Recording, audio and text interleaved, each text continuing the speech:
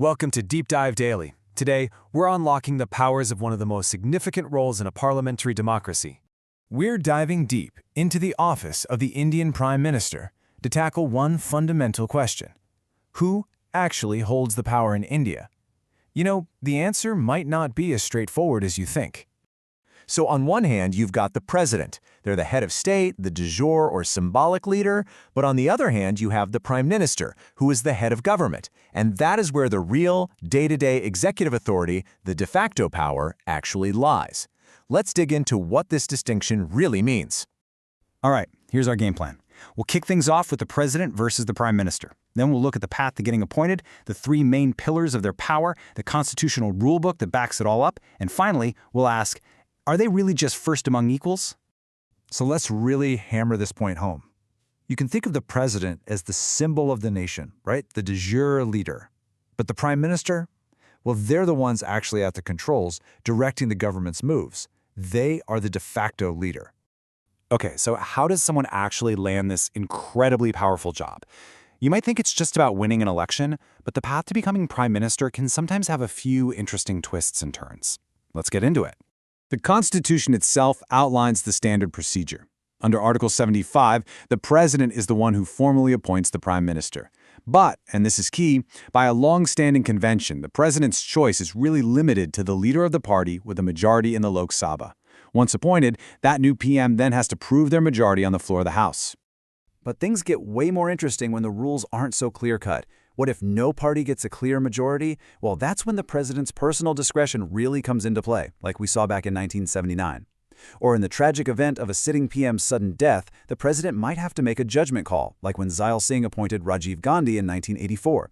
And here's a fantastic bit of constitutional trivia. A person can be appointed prime minister even if they aren't a member of parliament, as long as they get a seat in either house within 6 months. So once they're in office, where does all this power come from? The best way to understand it is to look at the prime minister's relationship with three key pillars of the government. This shows us what they actually do. First, they are the undisputed head of the Council of Ministers. The PM gets to recommend who becomes a minister, decides which portfolios they get, and can reshuffle them at will. They can even ask a minister to resign.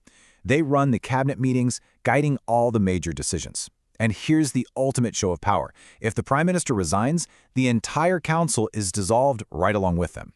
Second, the PM is the vital link to the president. They're the main channel of communication, keeping the president up to speed on all government business. They also give crucial advice on all those major appointments, like the Attorney General or the head of the UPSC. And third, as the leader of the Lok Sabha, the prime minister basically controls the entire rhythm of parliament. They advise the president on when sessions should start and end, and they hold the incredible power to recommend dissolving the House at any time, which means triggering a new election. Plus, the floor of the House is their stage to announce all the big government policies. Now, these huge powers aren't just based on tradition. They are literally hard-coded into the Constitution.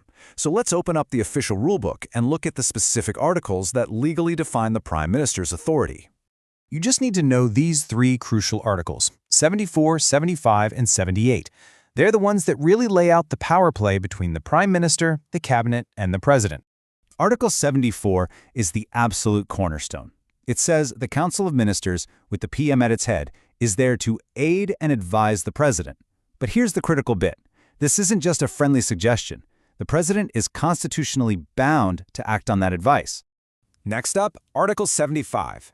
This one cements the PM's control over their own team. Yes, the president formally appoints the ministers, but it's only on the prime minister's advice. This means the PM essentially gets to build the entire government in their own image. And finally, we have Article 78, which spells out the PM's duty to keep the president in the loop. The prime minister must communicate all cabinet decisions and any other information the president might request. It ensures the head of state is always kept fully informed. So, when you have this much power concentrated in one place, how should we think about the prime minister's role? Well, the way political thinkers have described it has changed dramatically over time, and it really shows how the office's influence has just grown and grown. The traditional view was primus inter pares, which is Latin for first among equals. This saw the prime minister as the leader of the cabinet for sure, but still just one member of a collective team. But that view started to change. Sir William Verner Harcourt used a new metaphor. interstellas luna minoris, or a moon among lesser stars. This suggests the Prime Minister isn't just one of the team, but a figure who clearly and vastly outshines all the other cabinet members. And the final evolution of this idea is the most powerful one yet. Jennings described the Prime Minister as a sun around which planets revolve. I mean, what a great image. This puts the PM at the absolute center of the political system, the gravitational force holding the entire government in orbit. This massive and growing influence has led a lot of experts to stop calling the system a cabinet government. Instead, they call it a prime ministerial government, where the PM's authority is just paramount. So, to quickly sum it all up, the Prime Minister is the true fulcrum of power, the de facto executive. They're appointed by the President but must command a majority in the Lok Sabha. They have huge power over ministers, the President, and Parliament, and over time, their role has become the absolute central pivot of the government. And all of this leaves us with one final, critical question. With so much power concentrated in this one single office, what are the ultimate checks and balances that exist on the Prime Minister? Definitely something to think about. And that's all for this explainer. If you found this useful, please be sure to like and subscribe to the channel Deep Dive Daily. Thanks for watching.